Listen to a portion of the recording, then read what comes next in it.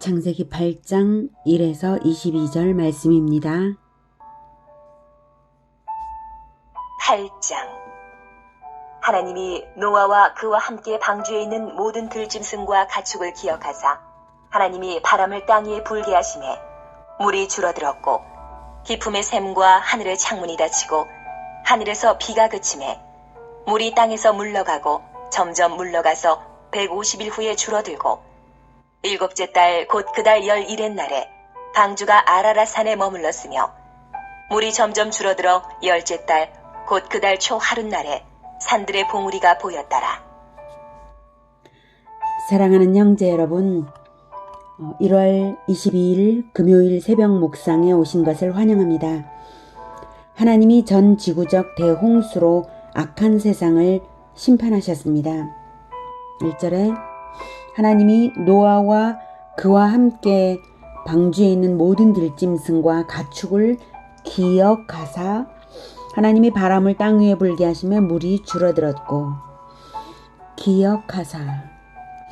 대홍수 기간에 하나님의 관심의 초점은 방주에 있는 자들입니다. 대홍수의 목적은 심판이지만 다른 한편 구원이기도 합니다. 대홍수는 죽은 자들에게는 심판으로, 산 자들에게는 구원으로 적용되었습니다. 영적으로 하나님과 관계성이 끊기지 않고 동행했던 노아 가족과 그들을 위해 보존하기로 선택된 생물들은 구원받았습니다. 하나님의 관심의 초점은 오직 구원받은 사람들이므로 하나님은 방주를 잊으신 적이 없습니다. 전지전능하신 하나님이 뭘 잊어버릴 수도 없죠. 1절에서 이 기억하사는 잊었다가 생각이 떠올랐다는 의미가 아닙니다. 계속적으로 관심을 두고 기억하셨다는 것입니다.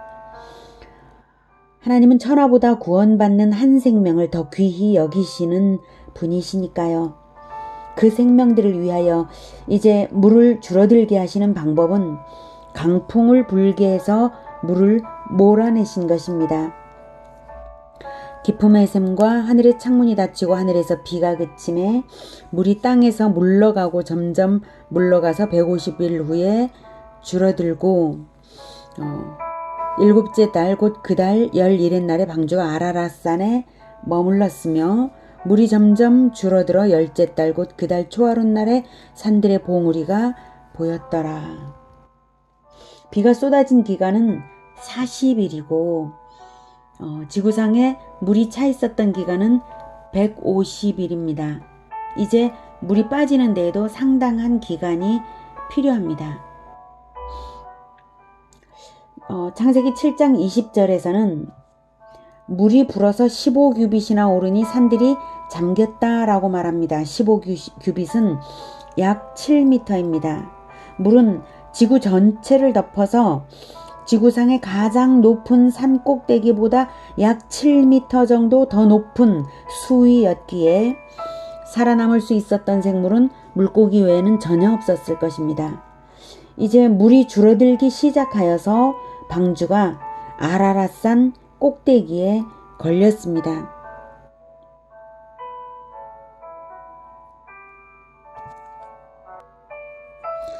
여기가 아라랏산인데요. 네, 만년설이 보이죠?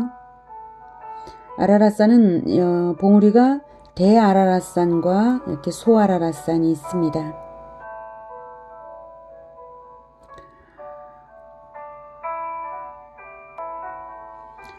아라랏산은 터키와 러시아, 이란의 국경선이 만나는 지점에 있는 산이고 높이가 대아라랏산이 5160m에 이르고 만년설로 덮였습니다. 연구에 따르면 사화산으로서 물속에서 조성된 산이라고 합니다. 즉 대홍수 때에 폭발하여 분출한 용암이 물속에서 굳어 형성된 산인 것입니다.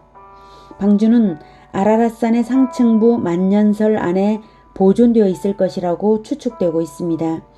1840년 이래 만년설 안에서 방주를 보았다고 하는 증인들이 많았기 때문이고요. 아라랏산 근방의 주민들은 과거로부터 지금도 산의 이름을 노아의 산 또는 방주의 산이라고 부릅니다. 관련 영상으로 김명현 교수님의 창조과학 강의 시리즈가 있으니 보시면 참고가 될 것입니다. 유튜브에 있습니다. 6절부터 12절까지 40일을 지나서 노아가 그 방주에 낸 창문을 열고 까마귀를 내놓음에 까마귀가 물이 땅에서 마르기까지 날아 왕래하였더라. 그가 또 비둘기를 내놓아 지면에서 물이 줄어들었는지를 알고자 하매 온 지면에 물이 있으므로 비둘기가 발붙일 곳을 찾지 못하고 방주로 돌아와 그에게로 오는지라. 그가 손을 내밀어 방주 안 자기에게로 받아들이고 또 7일을 기다려 다시 비둘기를 방주에서 내놓음에 저녁 때에 비둘기가 그에게로 돌아왔는데 그 입에 감람나무 새 잎사귀가 있는지라. 이에 노아가 땅에 물이 줄어든 줄을 알았으며 또 7일을 기다려 비둘기를 내놓음에 다시는 그에게로 돌아오지 아니하였더라. 지상에서 물이 저감되어서 산봉우리들이 보였는데도 노아는 40일을 지나서야 창문을 열었습니다. 전 지구적 대홍수로 인해 어지럽혀진 지구가 자연적인 복구가 되는 것은 충분한 시간이 필요했기 때문이고 또 대홍수의 충격은 노아를 더욱 조심스럽게 만들었을 것입니다. 노아는 땅의 건조 상황을 알아보기 위하여서 까마귀를 내보내보고 다시 비둘기를 내보내봅니다. 까마귀는 아마도 썩은 고기를 먹느라 방주로 돌아오지 않았지만 후에 내보낸 비둘기는 마른 평지를 좋아하는 탓에 앉을 곳을 찾지 못하고 돌아옵니다. 노아는 비둘기를 3번 내보내는데요. 번번이 7일씩을 기다려 내보냅니다. 무엇을 엿볼 수 있나요? 노아는 방주 속에서도 날짜를 계산했고 안식일을 준수했다는 것을 알 수 있습니다. 이스라엘의 율법이 선포된 것은 모세 시대에 와서야 확정적으로 주어지지만 노아 당시에도 경건한 후손들은 6일간의 창조 후에 7째 날에 안식하신 하나님을 따라서 복된 안식을 했다는 것을 알 수 있습니다. 그렇게 조심스럽게 땅의 상황을 살피면서도 하나님의 명령이 내려지기 전에는 문을 열고 나오지 않았습니다. 땅의 상황을 파악하는 것은 자기 마음대로 결정하기 위해서가 아니었던 것입니다. 노아는 추호도 경솔함 없이 상황을 파악해가면서 하나님의 행동에 자기를 맞추어 나갔습니다. 13에서 19절 601년 첫째 달, 곧 그 달 초 하룻날에 땅 위에서 물이 거친지라. 노아가 방주 뚜껑을 제치고 본즉 지면에서 물이 거쳤더니 둘째 달 21의 날에 땅이 말랐더라. 하나님이 노아에게 말씀하여 이르시되 너는 내 아내와 내 아들들과 내 며느리들과 함께 방주에서 나오고 너와 함께한 모든 혈육 있는 생물 곧 새와 가축과 땅에 기는 모든 것을 다 이끌어내라. 이것들이 땅에서 생육하고 땅에서 번성하리라. 하심에 노아가 그 아들들과 그의 아내와 그 며느리들과 함께 나왔고 땅 위의 동물 곧 모든 짐승과 모든 기는 것과 모든 새도 그 종류대로 방주에서 나왔더라. 드디어 땅이 마르고 하나님의 하선 명령이 내려지고 나서야 노아는 하선했습니다. 홍수가 시작된 지 만 1년 정도가 된 시점이었습니다. 20에서 22절 노아가 여호와께 제단을 쌓고 모든 정결한 짐승과 모든 정결한 새 중에서 제물을 취하여 번제로 제단에 드렸더니 여호와께서 그 향기를 받으시고 그 중심에 이르시되 내가 다시는 사람으로 말미암아 땅을 저주하지 아니하리니 이는 사람의 마음이 계획하는 바가 어려서부터 악함이라. 내가 전에 행한 것 같이 모든 생물을 다시 멸하지 아니하리니 땅이 있을 동안에는 심음과 거둠과 추위와 더위와 여름과 겨울과 낮과 밤이 쉬지 아니하리라. 노아가 하선하여서 가장 먼저 한 것은 감사의 제사였습니다.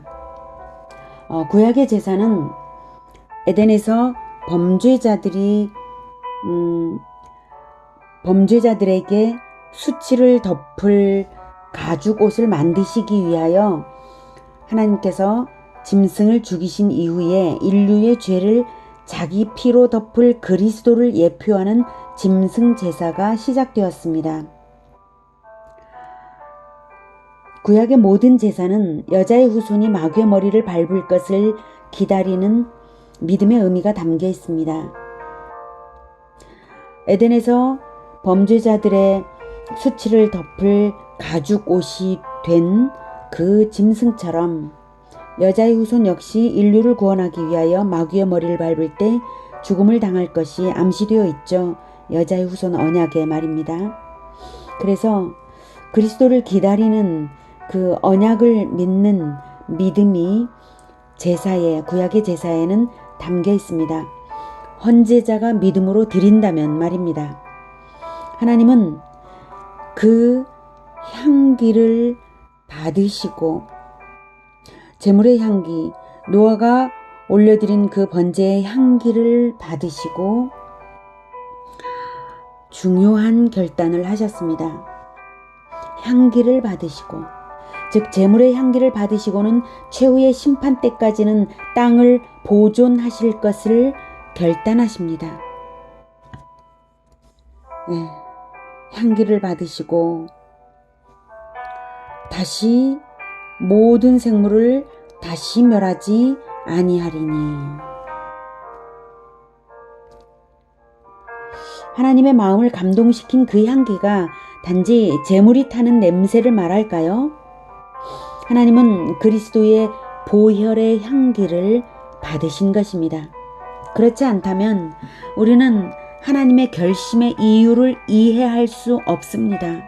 왜냐하면 21절에 이는 사람의 마음이 계획하는 바가 어려서부터 악함이라 라고 하는 이유, 이것은 창세기 6장 5, 6, 7에 나오는 심판 결단의 이유와 동일하기 때문입니다.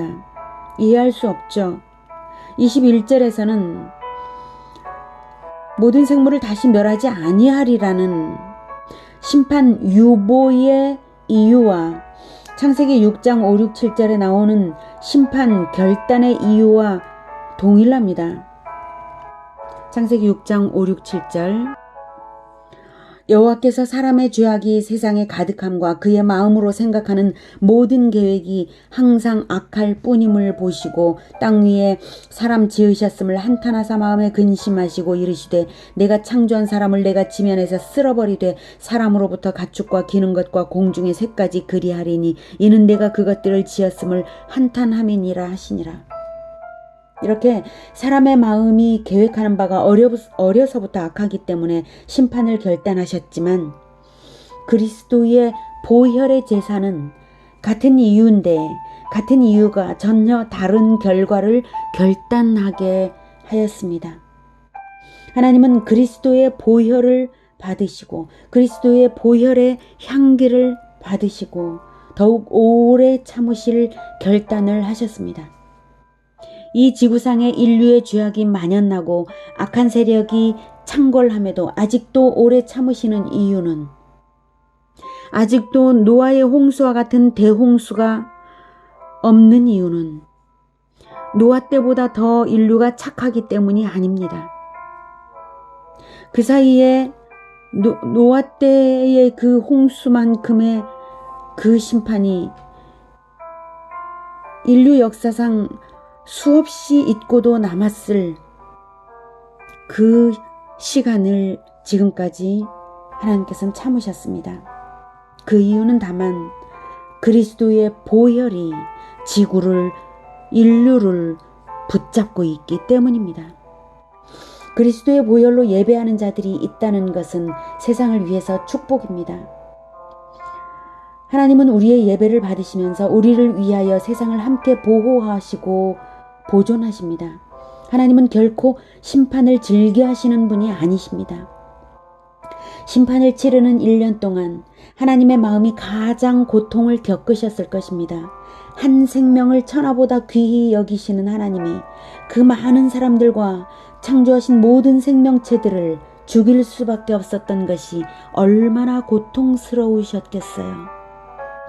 더욱이 앞으로 다시 인간들이 죄를 쌓으면 하나님은 다시 심판하셔야만 합니다. 하나님의 마음이 어떻겠습니까?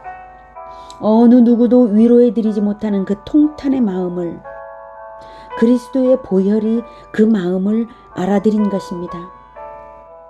아버지, 상심하지 마소서.